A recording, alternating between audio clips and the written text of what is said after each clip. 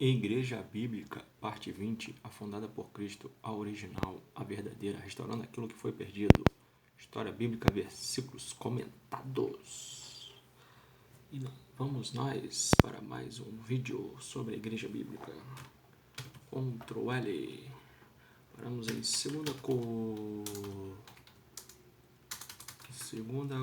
Coríntios, capítulo 5. Versículo 10. Na mão. Tá na mão. Porque todos devemos comparecer ante o tribunal de Cristo, para que cada um receba segundo o que tiver feito por meio do corpo, ou bem ou mal. Deus é bom, mas é justo e soberano.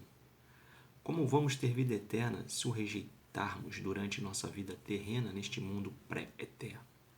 Será um privilégio viver eternamente ao lado de Cristo somente para os que entenderam o Evangelho da graça de graça quando passaram neste mundo pré-eterno na terra. Todos que o rejeitarem serão aniquilados. Deixarão de existir, não terão o privilégio de viver eternamente ao lado do Pai. Este será o pior dos castigos para um ser humano. Ser privado de viver eternamente ao lado do bom, majestoso, poderoso, amoroso, justo, soberano Deus. É maravilhoso poder saber que os salvos vão viver eternamente com o Pai, aqueles que entenderam o Evangelho da graça de graça. Por isso, estou aqui para divulgar esse Evangelho, para alcançar aos filhos do Pai. 2 Coríntios 5, 14 a 15. Porque o amor de Cristo nos constrange, julgando nós assim, que se um morreu por todos, logo todos morreram. E ele morreu por todos, para que os que vivem não vivam mais para si, mas para aquele que por eles morreu e ressuscitou. Deus é maravilhoso. Como é bom ter o entendimento deste tão grande amor por nós, seres humanos. Deu seu Filho para morrer por todos, seres humanos, e dar vida eterna a todos que o receberem como Deus em suas vidas. Devemos viver para Cristo, por Cristo, em Cristo. Palavra da salvação. Esse Evangelho é lindo demais. Pai, muito obrigado por ter tido o entendimento, eu e os manos na graça que já tiveram e todo aquele que ainda vai ter. Assim que, se alguém está em Cristo, nova criatura é. As coisas velhas já passaram, eis que tudo se fez novo. E tudo isto provém de Deus, que nos reconciliou consigo mesmo por Yahshua, o Cristo, e nos deu o ministério de reconciliação. Isto é, Deus estava em Cristo reconciliando consigo o mundo, não lhes imputando os seus pecados, e pôs em nós a palavra de reconciliação. De sorte que somos embaixadores da parte de Cristo. Coisa linda.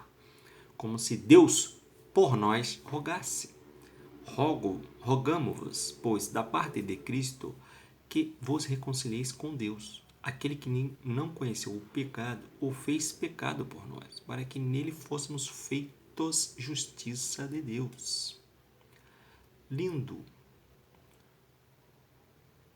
Quando alguém entende o Evangelho da graça de graça e todo o plano da salvação de Cristo para os homens, se transforma em nova criatura, as coisas velhas passam, morre o velho homem carnal. E tudo se faz novo. Nasce um novo homem espiritual, coisa linda. Tal pessoa vai crescendo em graça dia após dia e vai se livrando do homem carnal que era e vai se transformando em homem espiritual. Ligado no Pai e na sua vontade e propósitos para Ele. Não vive mais para Ele, mas Cristo vive nele.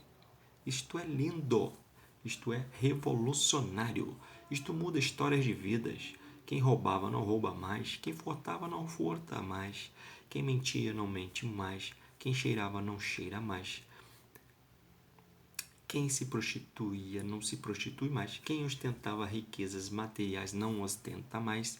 Quem era avarento não é mais. Quem achava que a felicidade estava nas riquezas materiais não acha mais. Quem era religioso não é mais. Quem discutia e se envolvia em política não discute e não se envolve mais. Coisa linda. Quem era preso à Matrix não é mais, etc. Lógico que é um processo após a pessoa tomar esta mais importante decisão da vida, que é viver para Cristo, por Cristo e em Cristo. O homem sempre será melhor que o ontem e o amanhã que hoje na vida da pessoa transformada. O hoje sempre será melhor que o ontem e o amanhã que hoje na vida da pessoa transformada. Crescemos de graça em graça todos os dias, os manos remanescentes. 2 Coríntios 6, versículo 3 a 4. Não dando nós escândalos em coisa alguma, para que o nosso ministério não seja censurado. Antes, como ministros de Deus, todo remanescente cristão é ministro de Deus, os que tiveram já um entendimento do Evangelho da Graça de graça, tornando-nos recomendáveis em tudo. O remanescente cristão mais experiente deve imitar a Paulo como este imitou Cristo. Portanto, não pode dar escândalo em coisa alguma para que suas palavras e ensinos não sejam censurados e rejeitados pelas pessoas que ainda não entenderam o Evangelho da Graça de graça. Portanto, devem ser transparentes nas relações, verdadeiros, buscarem a santidade, vida reta, comportamento ilibado espiritual. Serem justos, amorosos, frugais, saberem usar os recursos financeiros que o Pai colocou na mão deles.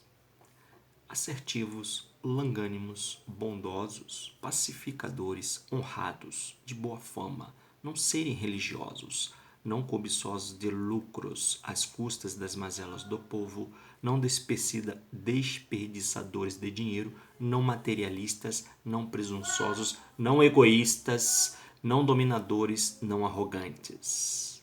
Essa é a característica do remanescente cristão. Entendeu? Então, se você encontrar uma pessoa que está falando do Evangelho da Graça de graça, tem e se diz da graça, e se diz cristão, e se diz remanescente cristão, tem que ter estas características. 2 Coríntios 6, 14 a 18. Não vos prendais a um jogo desigual com os infiéis, porque que sociedade tem a justiça com a injustiça? Tem a justiça com a injustiça. E que comunhão tem a luz com as trevas? E que concórdia há entre Cristo e Belial? Ou que parte tem o fiel com o infiel? E que consenso tem o templo de Deus com os ídolos? E que consenso tem o templo de Deus com os ídolos? O templo de Deus somos nós. Não podemos ter consenso com ídolos humanos, estátuas, bens materiais, etc. Neles habitarei, e entre eles darei, e eu serei o seu Deus, e eles serão o meu povo. Por isso saí do meio deles. E apartai-vos, diz o Senhor, e não toqueis nada imundo, e eu vos receberei, e eu serei para vós pai, e vós sereis para mim filho e filha, diz o Senhor Todo-Poderoso. Paulo aqui dá uma palavra dura, mas necessária. Nos exorta a não nos prender a julgo desigual com os infiéis. Quem são os infiéis? São todos os que ainda não entenderam o Evangelho da Graça de graça, seja o infiel a religioso, seja o religioso. O que é o infiel a religioso? É que não tem nenhuma religião. E o religioso? É um infiel religioso. Ele tem uma religião, mas ele não é cristão. Ele é religioso. Ele é ou espírita, ou católico, ou evangélico, no caso do Brasil. Mas ele não é cristão. Ainda não. Alguns cristãos estão lá dentro que vão sair do sistema, assim como já saíram milhares, talvez milhões, não sei. Podemos até conviver com eles de vez em quando, mas nunca podemos compactuar com suas infidelidades e nos afastar, sim, se preciso for, de alguns, em definitivo, que não tenha jeito mesmo de conviver em tempo algum. Os infiéis religiosos são os piores, pois dizem conhecer a Deus, enganam em nome de Deus, manipulam e mentem demais para as pessoas, uns por sofisma e outros por paralogismo, como eu já falei em outros vídeos anteriores, no início do canal, nos primeiros vídeos. O Evangelho da Graça nos orienta que, após, no máximo, 3 exortações ao religioso, e ele não acordar para a graça, então devemos nos afastar destes, portanto, não temos como inimigo. Na verdade, são inimigos de Cristo, e não é sábio ficar de amizade e política de boa vizinhança com inimigos de Cristo.